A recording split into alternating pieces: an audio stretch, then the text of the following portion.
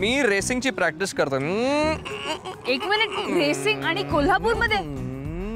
मग तुला काय माहित नाही ना वेडे? उगाच काहीतरी. कोल्हापूरमध्येच रेसिंग असते रे.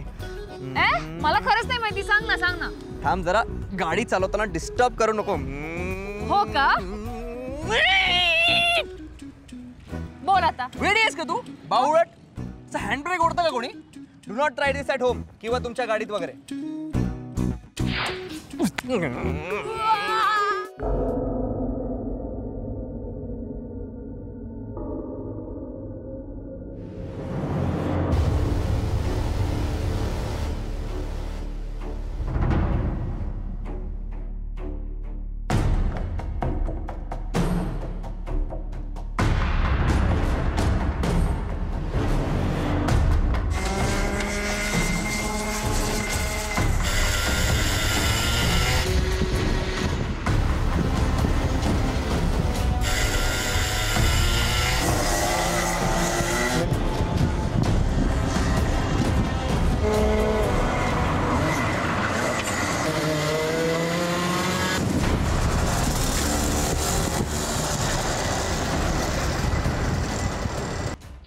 हाय अभिषेक, वेलकम टू युवागिरी. हाय.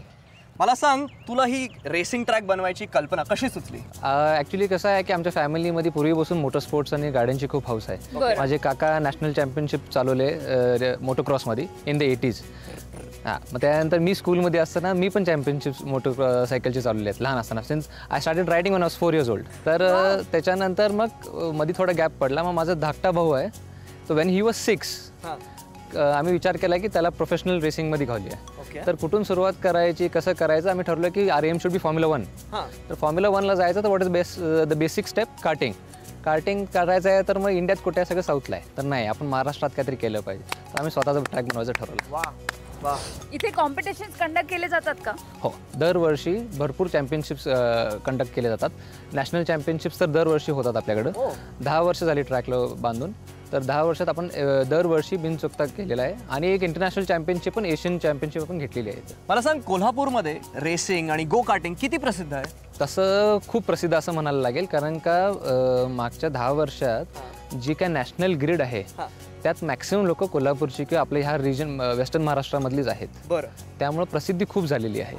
कारण का एकूण ते एक आहे. ह्याच्यानंतर तसं ह्या ॲक्रेडिशनचा ट्रॅक भारतात कुठेही नाही आहे. दिस इज द ओनली वन. मग दिस इन्फॉर्मेशन नक्कीच आपल्या पब्लिककडे झाला पाहिजे. हो, नक्कीच झालं पाहिजे. काही युवांसाठी मेसेज आहे का? India is growing in motor sports. खूप चांगलं काम चालू आहे.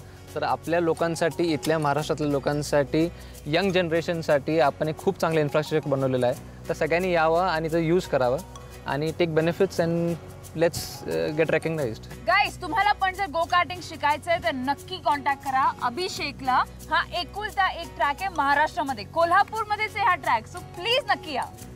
थँक्यू सो मच अभिषेक. तू इथे आलास, आमच्याबरोबर गप्पा मारल्या, आम्हाला सगळं सांगितलं तुझ्या ट्रॅकबद्दल वगैरे. एक छोटीशी रिक्वेस्ट आहे, काय आहे की ना, मगाशी आम्ही बघत होतो जे प्रोफेशनल रेसर्स ड्राईव्ह करताना वगैरे आणि खूप मजा आली. आम्हाला पण मिळेल का गो कार्टिंग? हो, येस, डेफिनेटली. मी जिंकणार आहे. बघ.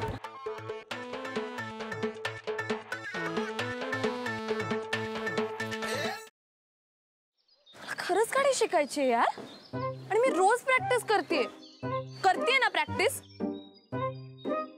काय तर प्रॅक्टिस करते, सांग तिला.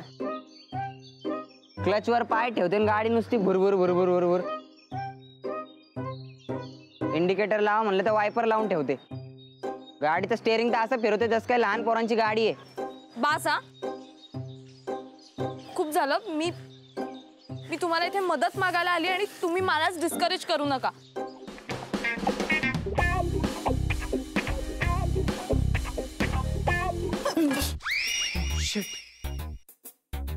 तू पण इथे लपलीयस? हो, मी काही पाल नाहीये भिंतीला चिकटून राहिला. What are you kidding me? अशा सिच्युएशनला तुला विनोद सुचू शकतो? कसं असतं ना, अशी सिच्युएशन आली की आपल्याला टेन्शन येतं आणि मग ते टेन्शन घालवण्यासाठी विनोद करणं चांगलं. व्हॉट्स इट? नाही.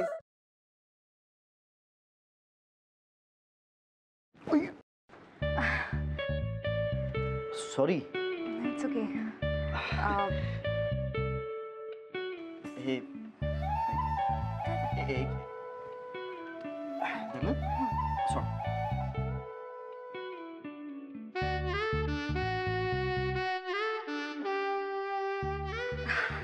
अरे थँक्यू.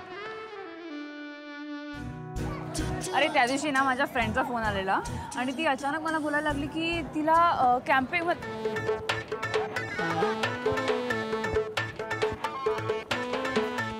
काय करतोयस? मी पळतोय. ह्याला पळणं नाही म्हणत, ह्याला जॉगिंग म्हणतात आणि ह्यांनी करून तुझी ढेरी कमी नाही होणार आहे. गप्पे. ह्याला पळणंच म्हणतात. मी असंच पळतो. तुला पळायचंय तर पळ. अरे पण तू का पळतोयस? अरे आपले मित्र आहेत ना, त्यांना विचारायचंय त्यांची युवागिरी काय आहे. वा, हो चल.